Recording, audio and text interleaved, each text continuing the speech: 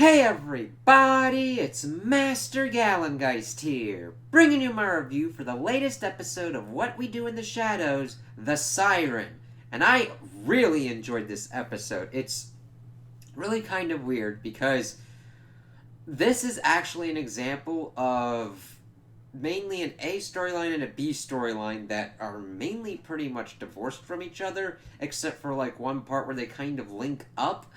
But they both work very well together where I don't feel like either one is more important than the other. We mainly just use them to differentiate what's going on with one group versus another group, and that I think that enough time was devoted to each one that I don't think that any potential is squandered. It's really kind of interesting that it worked out that way. And I could almost argue that there's also a kind of C plot introduced in here that is kind of piggybacking off. It's not so much an actual storyline that's kind of like going on, but it's something that definitely kind of leads to a scenario that could be interesting as we get towards the end of the season. So, our two storylines pretty much are involving one with Nandor Nadja and Nadja's doll. And then the other one is dealing with Laszlo and Colin teaming up again for another kind of great kind of buddy thing to see what's going on. So we see it in the beginning, and we see that they're pretty much looking for a boat. And we have Laszlo go in, take out one dude. Everybody fucking scatters. So we learn that they are trying to get to this island, Plum Island, that potentially holds some information about energy vampires, because Colin had found that kind of stuff in the vampire records.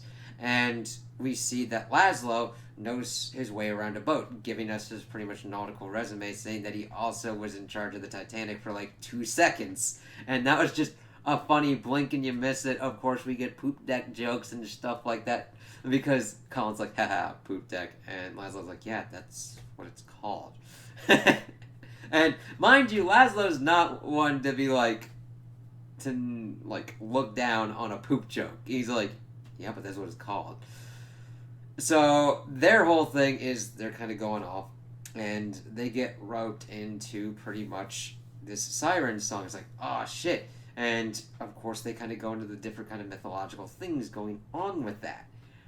And I really like that. I'm like, oh, alright, so how are we going to see them kind of do it here? Going in, talking about how it's like Greek and Roman, how they usually are more look like birds and take on bird characteristics and everything like that, and they get drawn in like, fuck shit, we gotta go look into this, because at first they're just like, yeah, we got this, we're partying on a boat.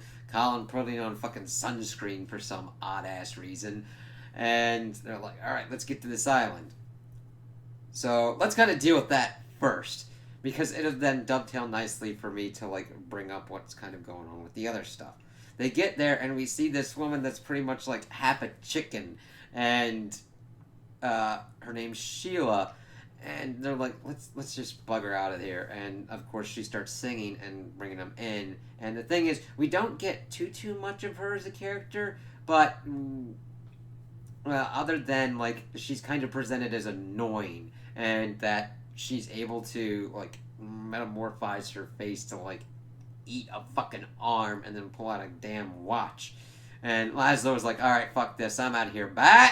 And then she starts singing and he comes back down. I was like, damn it, it's one of the most beautiful things possible. We see them, quote unquote, tied up as she's like fucking around on their boat to like hear other songs and everything like that.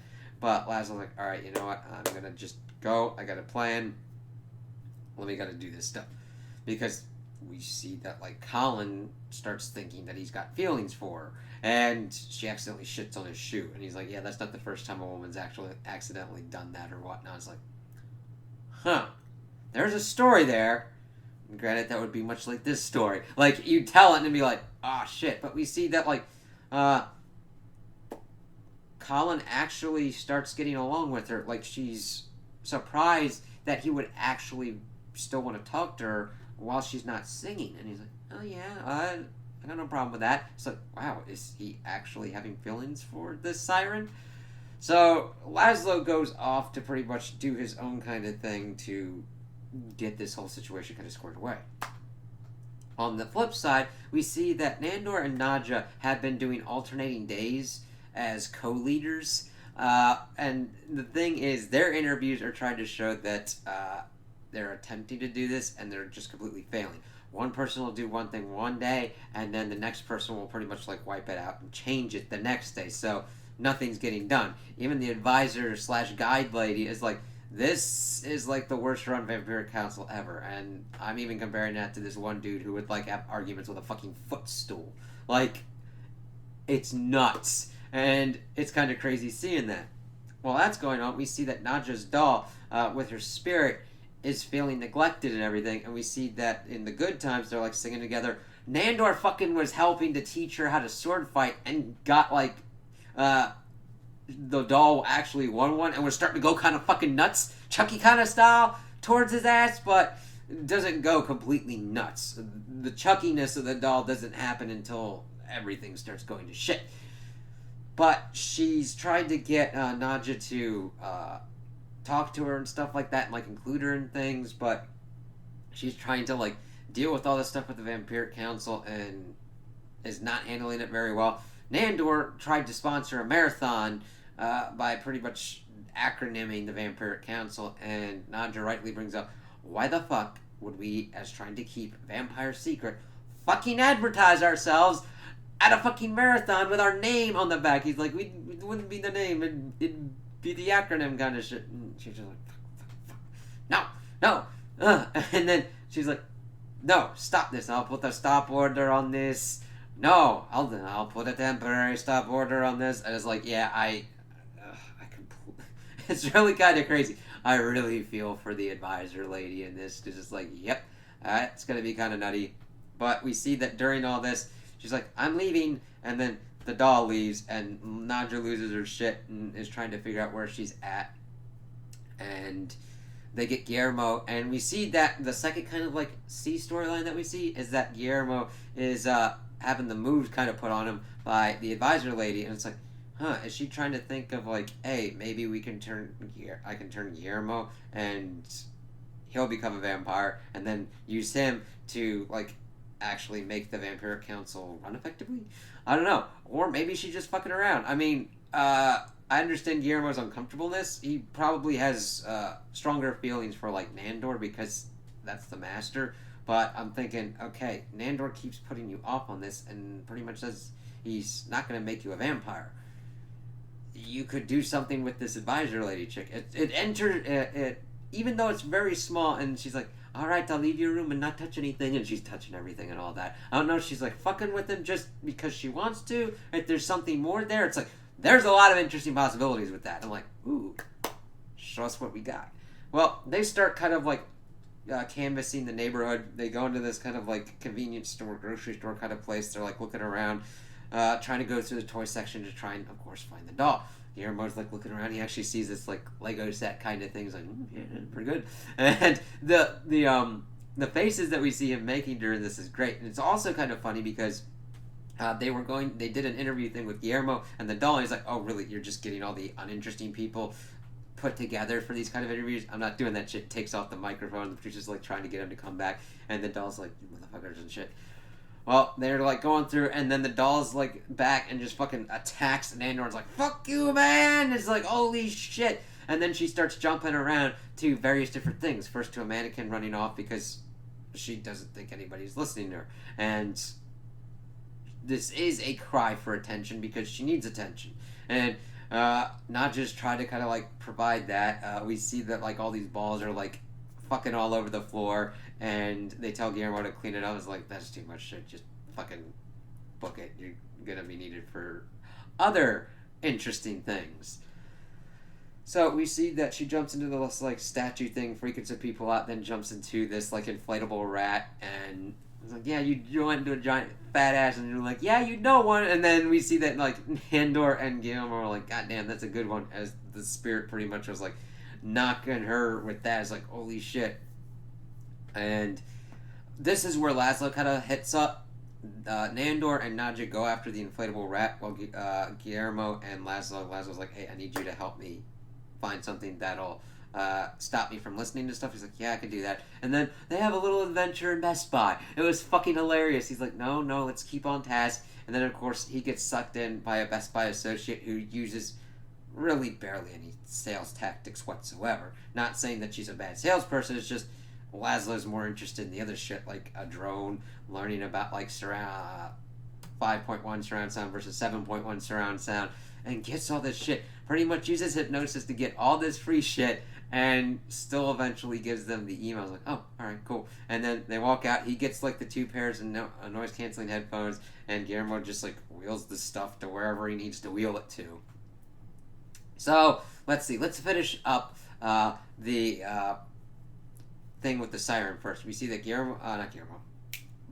Laszlo pops down.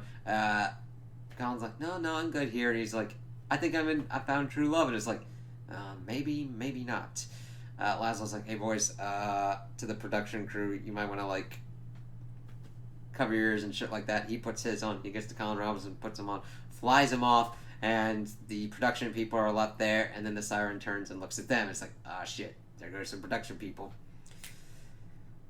So that's pretty much where that ends off, at least at the moment, until the end of the episode. We see that Nandor and Nadja get the rat. Nandor accidentally pretty much pops the rat as she's deflating, and they're just... She's like, I just wanted to be like hurt and everything like that, and she's like, oh, I haven't been listening to my emotions and everything like that. And it's really kind of weird. It's like, wow, okay, kind of strange that you got your other spirit and everything, but it was a cool kind of effective device that Nadja's been having all the problems with dealing with the Vampiric Council and co-leading with Nandor, and that she's like, oh, I do have to deal with these kind of things, listen to myself, listen to my emotions, get into kind of like a better headspace with all this. And it's, granted, done in a crazy, over-the-top, what we do in the shadows way, but it was really kind of cool to see. And she's worried that she doesn't have enough energy to go to another one, but she, of course, brought the doll. She pops in, and they go, and she's like, screw that, I'm taking a day off. And it's like, all right, cool. So they're pretty, and they're like, all right, I'm kind of fine with this. Then the episode ends, and we see that, like, Laszlo's pretty much checking in on Colin, and he's kind of like screwed around on the computer, and he's like, no, I don't think that was true love, man. It's okay. And Laszlo gets out, and then he tunes it to the station where the siren's singing, and they're like, hey, production guys, you might want to go because I'm going to beat off now. It's like, oh, shit. Just a perfect kind of way to end. It's like, all right, do your thing. So I'm glad that we got a new kind of mythological creature, got some kind of war, and see how they represent them. See Nadja and Nandor dealing with their insane responsibilities for the Vampiric Council and the crazy shenanigans of dealing with the doll. I like that the doll was a centerpiece for this story, because it didn't just feel like a copy and paste Nadja. They are distinct. Now, granted, we do see them kind of like having good at the end, ribbing each other, calling one a slut, one calling one a whore, and everything like that. But it's just their kind of playful banter. They do feel like two distinct characters, even though they have the same kind of mannerisms. So it was kind of cool to see that, and definitely kind of strange to kind of see the dolly doing sword fight and being like, yeah, screw you, motherfucker, I got this shit. So I really enjoyed this one. It was kind of awesome that they were able to do two separate stories and just slightly connect the two, while also having things in the background with the advisor and the crazy little Best Buy escapades, and it just was very well done. Now, granted, I could understand that how this was done. It seemed like a lot of stuff was going on and kind of jumping back and forth, so I can understand that it would be a little bit kind of like strange to follow, but I overall really enjoyed this and can't wait to see where this goes from here. So those are my opinions on the episode. Tell me what you guys think in the comments below. If you liked it, if you didn't like it, if you agree with me, if you disagree with me. Also, like and subscribe, and I hope you have a good day.